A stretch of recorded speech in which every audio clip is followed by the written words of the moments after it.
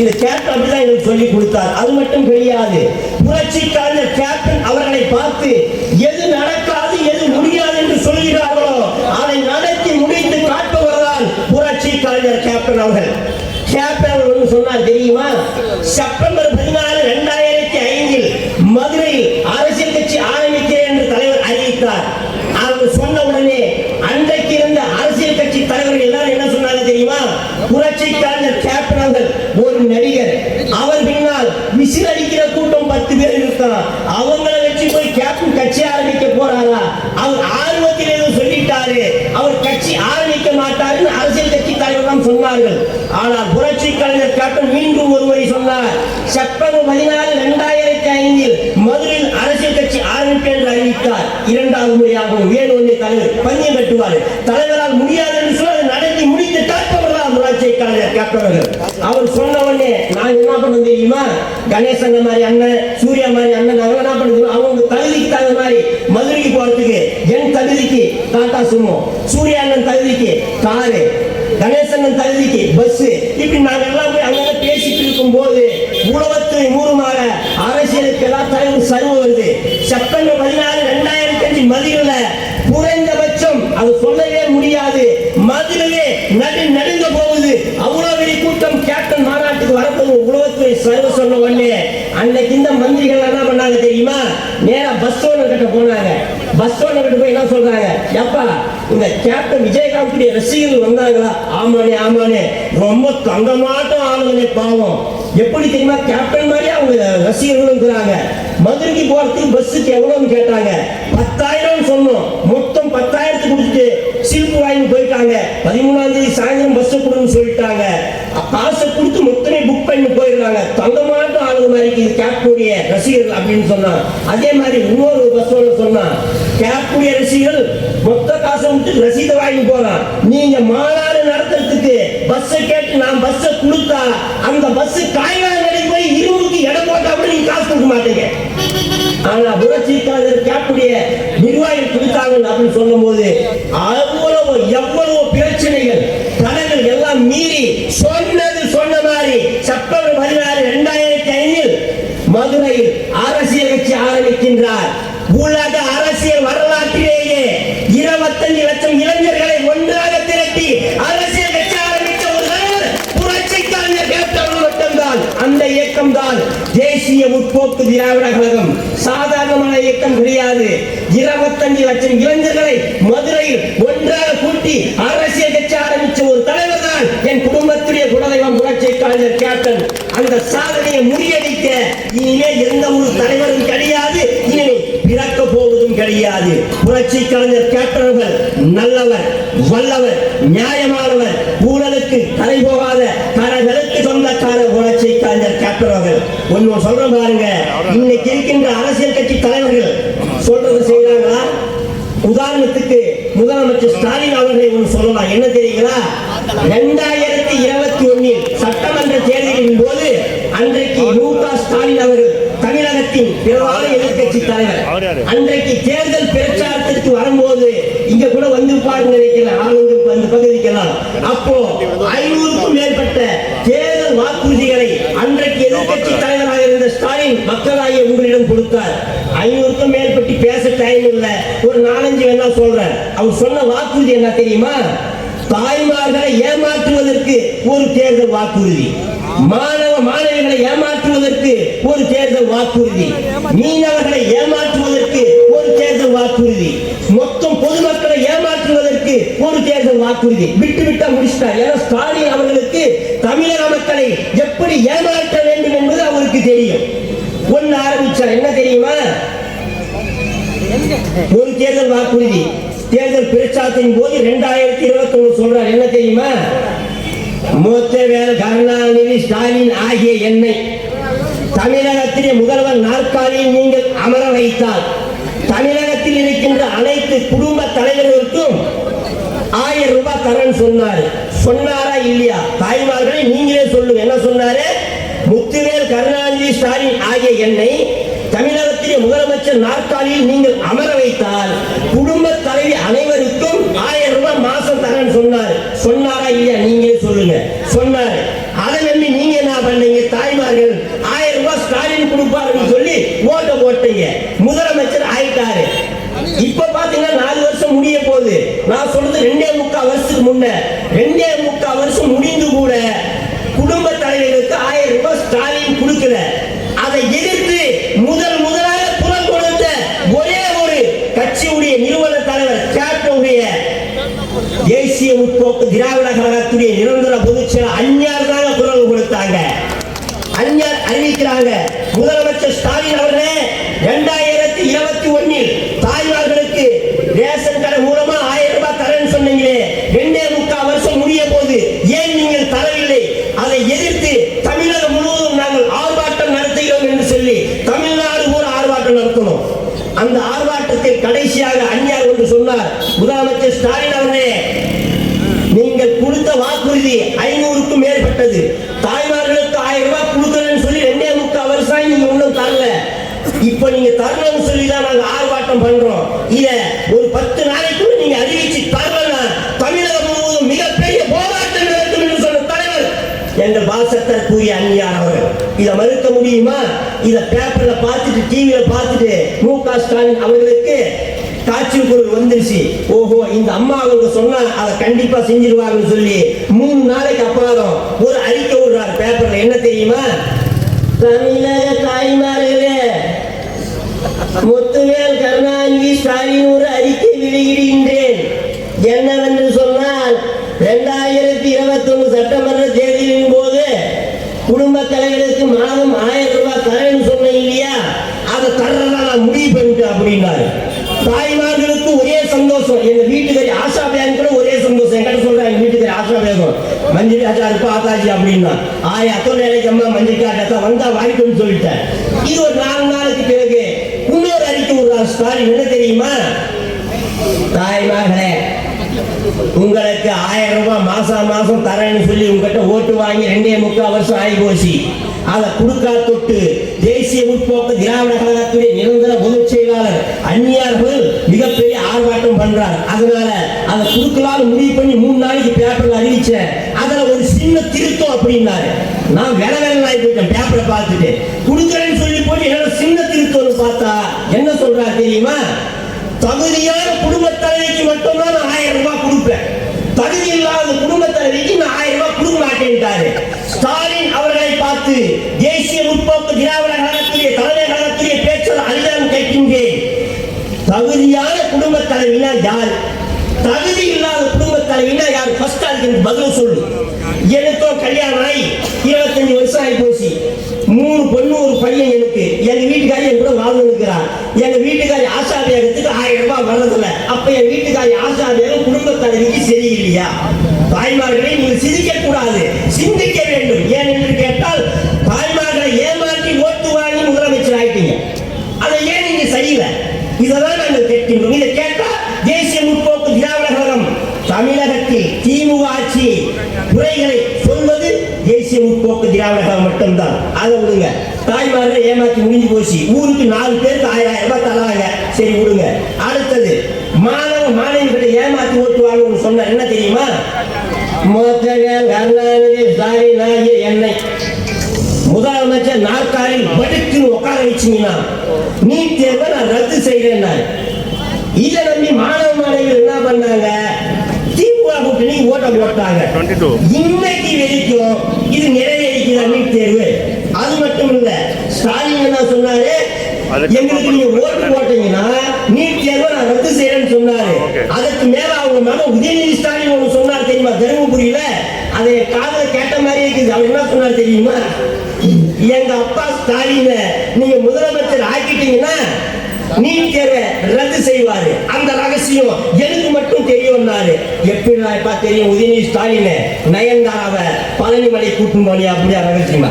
நீங்க தப்பாக நினைக்க கூடாது. அந்த ரகசியம் நினைச்சிட்டு எப்படி ரகசியமா தெரியும்? அது மட்டும் இல்ல, நீட் தேர்வை ரத்து செய்யல, அதை விடுங்க. இப்போ போன வருஷம் எம்பி எலெக்ஷன் வந்துச்சு.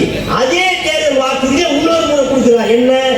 எம்பி எலெக்ஷன்ல ஓட்டு போடுங்க, நீட் தேர்வை ரத்து செய்யறாரு. 2வது திரும்ப ஓட்டு போட்டுக்கிறீங்க, அது நடக்கும் தெரியல. அதை அப்புறம் வருவோம். அடுத்தது அடுத்த வருஷம் வரப்போற 2026 சட்டமன்ற தேர்தல் என்ன சொல்லுவார் தெரியுமா? நீட் தேர்வை ரத்து பண்ண ஓட்டு போடுன்னு கேட்பாரு. நான் தெரியாம கேட்கிற ஸ்டாலின் அவர்களே, ஒரு வாக்குறுதியை எத்தனை முறை சொல்லி மக்களை ஏமாற்றுவீர்கள்? புரட்சி கலைஞர் கேப்டன் நல்லவர், நல்லவர், நியாயமானவர், ஊழலுக்கு துணை போக மாட்டார், லஞ்சம் என்பது அவர் அழகாக கிடையாது. அப்படியாப்பட்ட தலைவர் எங்கே? முதலமைச்சர் ஸ்டாலின் நீ எங்கே? யோசனை பண்ணி பார்க்கணும். அது மட்டும் கிடையாது, மாணவ மாணவிகளை ஏமாற்றி முடிச்சிட்டார் கதையை. அடுத்தது மீனவர்களை ஏமாற்றி ஓட்டு வாங்கணும். இதுக்கு ஒன்று சொன்னார் தேர்தல் அறிக்கை, என்ன தெரியுமா? முத்துவேல், கருணாநிதி, ஸ்டாலின் ஆகிய என்னை திராவிட முன்னேற்ற கழகத்தை நீங்கள் தமிழகத்தில் ஆட்சி பலத்தில் அமர்த்தினால் இலங்கைக்கு சொந்தமான கச்சை தீவை நான் மீட்டு தருவேன். நான் தெரியாம கேட்கிற மு.க. ஸ்டாலின் அவர்களே, தமிழகத்திற்கு சொந்தமான கச்சை தீவை இலங்கைக்கு தாரவாத்து கொடுக்கும் பொழுது தமிழகத்துடைய முதலமைச்சர் யார்? உங்க அப்பா கலைஞர் தானே. 50 வருஷத்துக்கு முன்னே தமிழகத்துக்கு சொந்தமான கச்சை தீவை இலங்கைக்கு அவங்க அப்பா கலைஞர் தாரவாத்தி கொடுத்துருவாராம். 50 வருஷத்துக்கு அப்புறம் இப்போ ஸ்டாலின் இலங்கைக்கு சண்டை போட்டு கச்சை தீவை மீதி நமக்கு கொடுப்பாராம். இது எதுக்கு? மீனவர்களை ஏமாற்றி ஓட்டு வாங்கறதுக்கு. அதுக்கு மேல இன்னொரு வாக்குறுதி, மொத்தம் பொதுமக்களை ஏமாத்துறதுக்கு. நாங்கள் ஆட்சிக்கு வந்தால் லஞ்சம் என்பது இக்காது, ஊழல் என்பது இக்காது, கமிஷன் இக்காது என்றாரு. லஞ்சம், ஊழல், கமிஷனுக்கு சொந்தக்காரனே திமுக தான். இது மாணவர்கள் உங்களுக்கு தெரியும். மக்களாகிய நீங்கள் சிந்தித்து பார்க்க வேண்டும். அது மட்டும் கிடையாது, பொதுமக்களாகிய உங்ககிட்ட ஒரு சின்ன விஷயம் சொல்ல ரொம்ப ஆசை.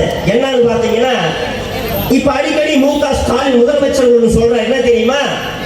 40க்கு 40 நாங்க ஜெயிச்சிட்டோம், 40க்கு 40 நாங்க ஜெயிச்சிட்டோம், 40க்கு 40 எம்பி ஆயிடுச்சு நீங்க ஜெயிச்சீங்க, ரைட்டு. அதை எப்படி நீங்க ஜெயிச்சீங்கன்னு மக்களாகிய உங்ககிட்ட நாங்க எடுத்து சொல்றோம் இல்லையா? பொதுமக்களாகிய நீங்கள் நான் பேசுவதை பார்த்து சிரிக்க கூடாது, சிந்திக்க வேண்டும். எப்படி தெரியுமா? 40க்கு 40 ஜெயிச்சிட்டாங்க ஸ்டாலின் சொல்லிருக்கிறாரு. 40 தொகுதியில எந்த தொகுதி எடுக்கலாம் சொல்லுங்க. உதாரணத்துக்கு திருவண்ணாமலை எடுத்துக்கலாம், ஏன்னா அங்கதான் திருவண்ணாமலை கோயில் இருக்கு, அந்த தொகுதி எடுத்துக்கலாம். திருவண்ணாமலை தொகுதி பாராளுமன்ற தேர்தலில் திமுக அண்ணாதுரை ஒருத்தர் ஜெயிக்கிறார். அவங்க எப்படி ஜெயிச்சாங்க பாருங்க. 40 தொகுதிக்கும் 40 தான் போட்டாங்க பிளானிங். அதுல திருவண்ணாமலை தொகுதிக்கு என்ன பிளானிங் போட்டாங்க? நாம ஓட்டு போடுறதுனால ஏப்ரல் மாசம் 19ஆம் தேதி வெள்ளிக்கிழமை, என்ன சொல்லுங்க, நாம ஓட்டு போடுறதுனால எம்பி எலெக்ஷன் ஏப்ரல் மாசம் 19ஆம் தேதி வெள்ளிக்கிழமை நாம ஓட்டு போடணும். வெள்ளிக்கிழமை ராத்திரி ஊராட்சி மன்ற திமுக தலைவர், திமுக ஒன்றிய கவுன்சிலர் இவெல்லாம் என்ன பண்ணான்னு பாத்தீங்கன்னா, ராத்திரி 6 மணிக்கு மேல ஊடு ஊடா போனோம். போயிட்டு யாயக்கா வாயக்கா, என்ன தலைவரே கவுன்சிலர் 2 பேரும் ஒன்னா வந்துக்கிறீங்க? ஒன்னும் இல்ல பெரியம்மா, நாளைக்கு காலையிலே ஓட்டு போடணும் இல்லையா? ஆமா ஆமா, வாழை ஓட்டு போடணும். நீங்க என்ன பண்ணீங்கம்மா, நான் சொல்றது கேளுங்க. நான் ஒரு தலைவர், இவர் ஒரு கவுன்சிலர், நாங்க 2 பேரும் என்ன சொல்றோம்னா, ஓட்டுக்கு காசு கொடுக்க சொல்லி முதலமைச்சர் ஸ்டாலின் என்கிட்ட மூட்டையா கொடுத்துட்டார்.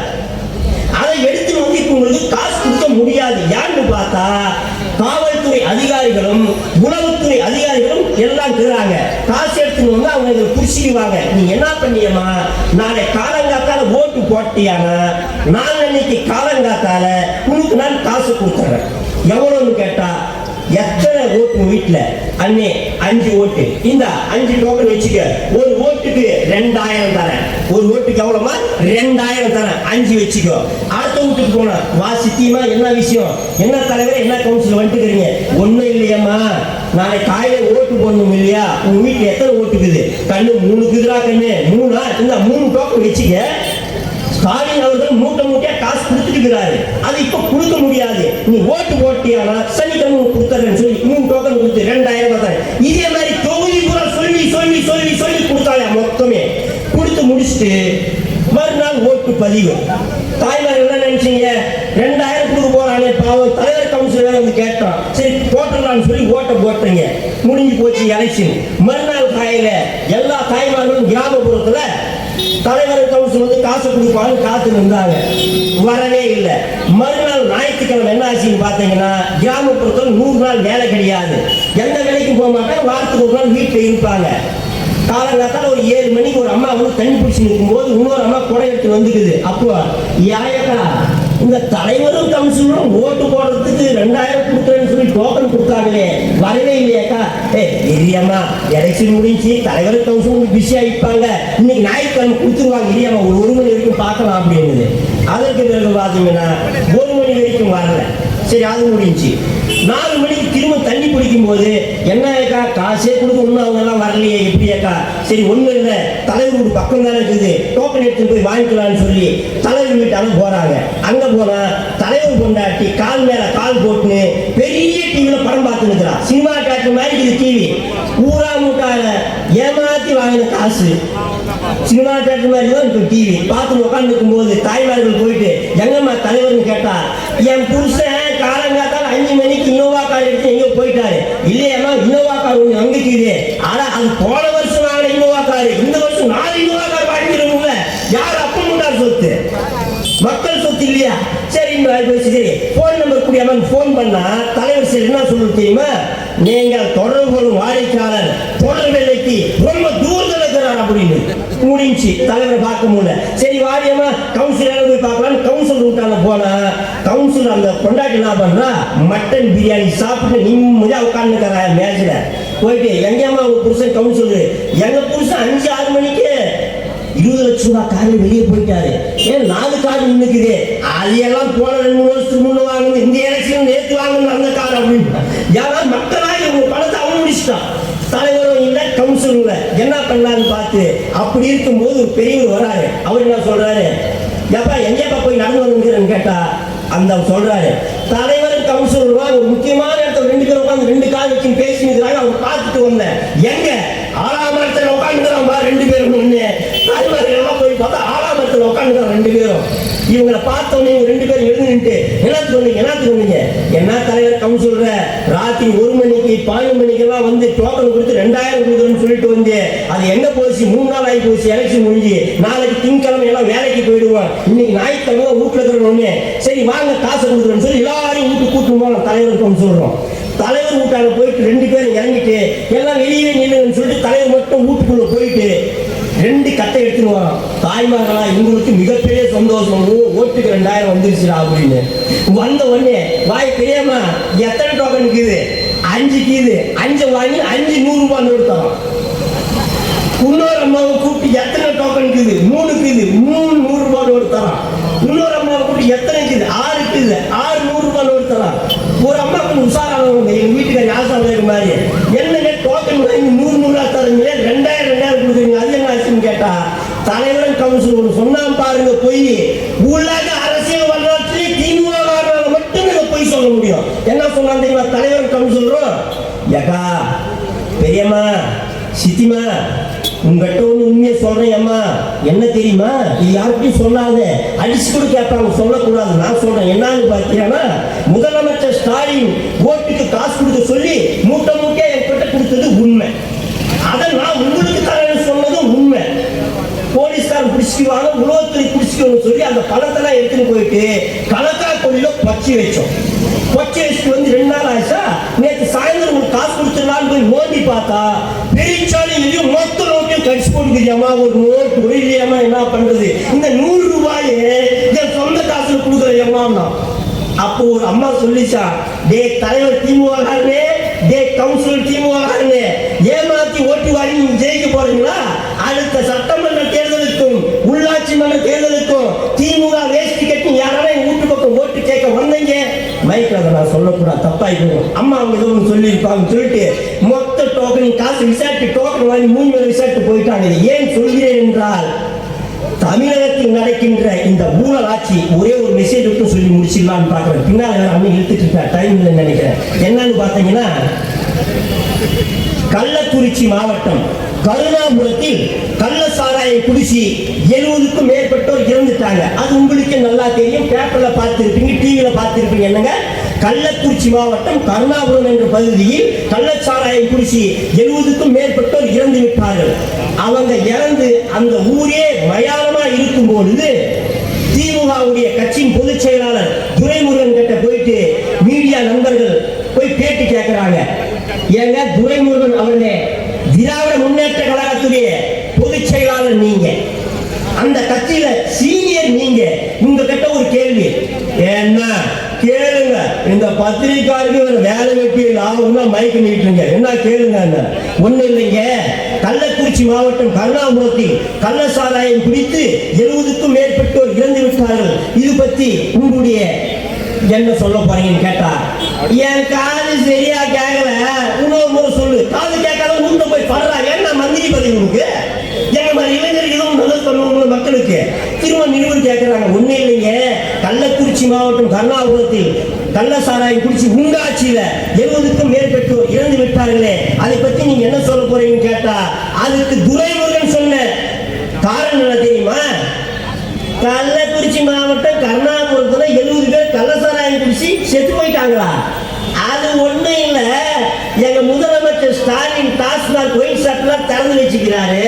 அந்த சரக்குல கிக் இல்லைன்னு சொல்லிதான் மக்கள் சாராயம் குடிச்சு செத்து போயிட்டு அதுக்கு நாங்க பொறுப்பான்றாரு. மக்களாகி நீங்கள் சிந்தித்து பார்க்க வேண்டும்.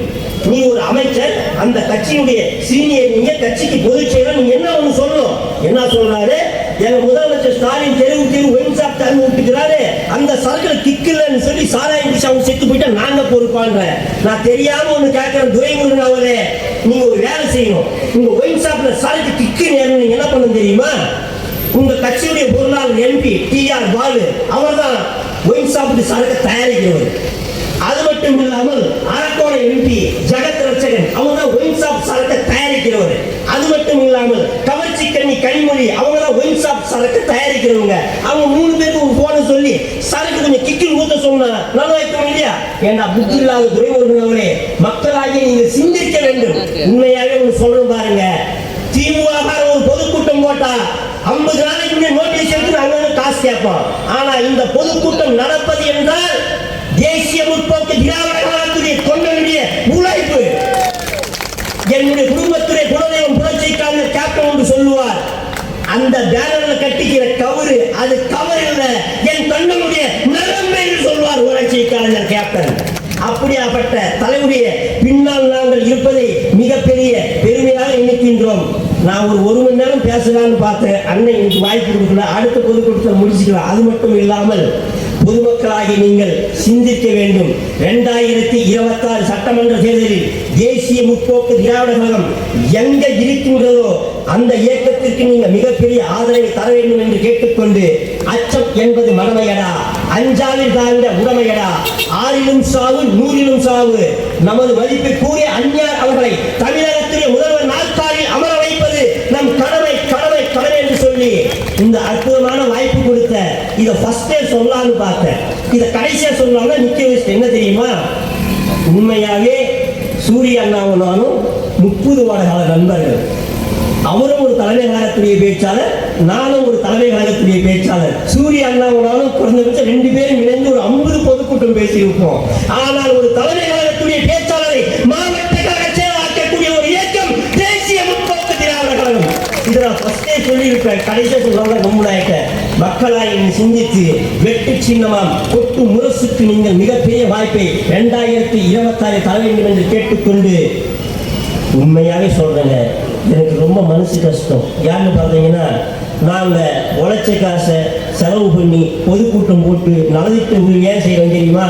திமுக என்ற ஒரு இயக்கம் தமிழகத்தில் இருக்கக்கூடாது. தேசிய முற்போக்கு திராவிடம் ஆட்சி வளையத்தில் அமர வேண்டும். அதற்கு தாய்மார்கள் நீங்கள் ஒரு நினைத்தால் ஒரு அம்மா, எங்க வீட்டுக்கு ஆஷா என்றதான் சொல்லுவேன். ஆஷமா 100 நாள் வேலை ஜாத்திஸ்டமே சௌஜியா ஓட்டு போடுங்க. ஒரு தாய்மார் ஒருத்தர் நினைச்சா 100 ஓட்டை சேகரிக்க முடியும். தாய்மார்கள் நீங்கள் இன்றைக்கு தமிழகத்தில் பெண் என்று ஒரு அரசியல் கட்சி தலைவர் இருக்கின்றார் என்றால் அது எங்கள் அந்நியார் மட்டும்தான். கிராமப்புறத்தில் ஒரு பழமொழி சொல்லுவாங்க, பொம்பளுடைய கஷ்டம் பொம்பளைக்கு தான் தெரியும்னு. எங்கள் அந்நியாருடைய கஷ்டம் தாய்மார்களாகிய உங்களுக்கு தெரியும். நீங்கள் வாய்ப்பை தர வேண்டும் என்று கேட்டுக்கொண்டு இந்த அற்புதமான வாய்ப்பை எனக்கு வழங்கிய சூர்யா அண்ணா அவர்களுக்கு நன்றி கூறி விடைபெறுகிறேன். நன்றி, வணக்கம்.